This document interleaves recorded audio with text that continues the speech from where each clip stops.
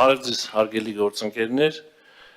պետք է հայտարարեմ, որ այսօրվա արտահերթ նիստը հանձնաժողովի չեղարկվում է, ինչի մասին հայտարարություն արդեն պետք է դրված լինի։ Պատճառը կայանում է նրանում, որ հրատապ քննարկման հարցեր կան, որոնք մենք պետք է քննարկենք եւ հաշվի առնելով, որ դեռևս ժամանակ ունենք այս նախագիծը հանձնաժողովի նիստում դնել, մանրամասն կրկին լրացուցիչ քննարկումներից հետո կրկին կդնենք հանձնաժողովի նիստում, ներողություն եմ խնդրում ձեր մասնակցությամբ։ Ոչ, նիստը չեղարկվեց։ Լրացուցիչ կհայտնենք նիստի օրվա եւ ժամի մասին։ Մի քիչ անհասկանալի է, որ 2 րոպե առաջ է չեղարկում, հատկապես որ Պաշտպանության նախարար ազգային ժողովի շենքում էր գտնվում։ Մեզ համար խիստ անհասկանալի է, նաև հասկանալի է, որովհետև իշխանության համար պարզ էր, որ այսօրվա քվեարկության արդյունքում հանձնաժողովում ձայները բաշխվելու են այնպես, որ հանձնաժողովը տալու էր բացական եզրակացություն, նաև հասկանալի էր, որ հանրային մեծ ընդվզում կա եւ տարբեր հասարակական, քաղաքական գործիչներ, հանրային գործիչներ, ընդհանուր մինչև մարդու իրավունքների պաշտպանը տվել են իրենց բացական եզրակացությունը, ամեն դեպքում մենք հետամուտ ենք լինելու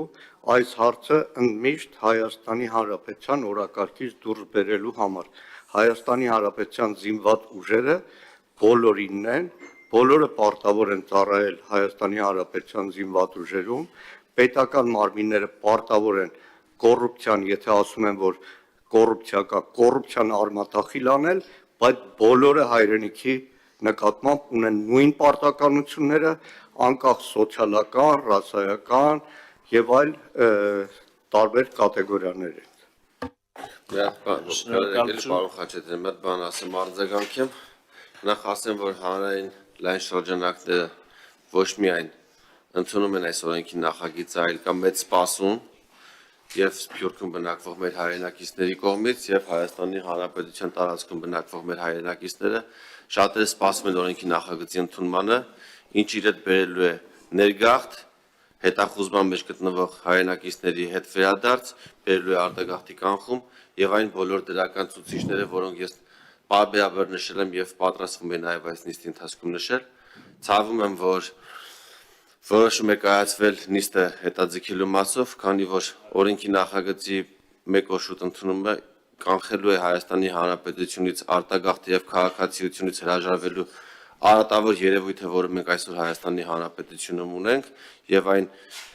խեղված վիճակը, որը արկա է զորակոչի համակարգում շտկելու բացառիկ հնարավորություն ունենք, որը պետք է օր առաջ իրականացնենք։ Ես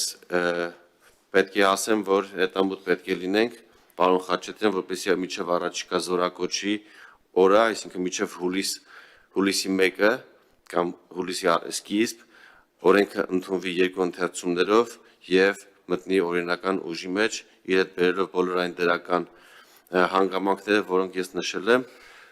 մենք պետք է հետեւողական լինենք եւ ընդդիմությունն էլ կարծում եմ քննարկումների արդյունքում պարտավոր է եւ կգա նաեւ այդ ճիշտ եզրանքն։ Շնորհակալություն հարգելի պատգամավորներ, խնդրում եմ բովանդակային այլևս քննարկման մեջ չենք մտնում, որտեղ հանձնաժողովի նիստը չեղարկվել է։ Ընդդիմությանը կոչած Սարսակյան, ընդդիմությունը կարող եք դուք հանրային այդ մասը միշտ սրտացավ մասնակցում է, ինչ վերաբերում է ներգաղթին, նախորդ տարի դուք օրենսդրական նախաձեռնություն հանդես եկաք, որը ընդունվեց քրեական հետապնդումից ազատվելու, բայց թվերը լրիվ ուրիշ բանի մասին է խոսում, 70 քանի հոգի է մի ամբողջ տարվա։ Դադարեցնում են քննարկումները, իրոք նախագիծը որակական փոփոխություններ է բերում մեր անվտանգային համակարգում, այն միտված է ավելի ուժեղացնել անվտանգային համակարգը, պաշտպանության համակարգը, կան մի շարք դիտարկումներ, իրարամերժ դիտարկումներ եւ բոլոր դիտարկումները պետք է մանրամասն քննարկվեն,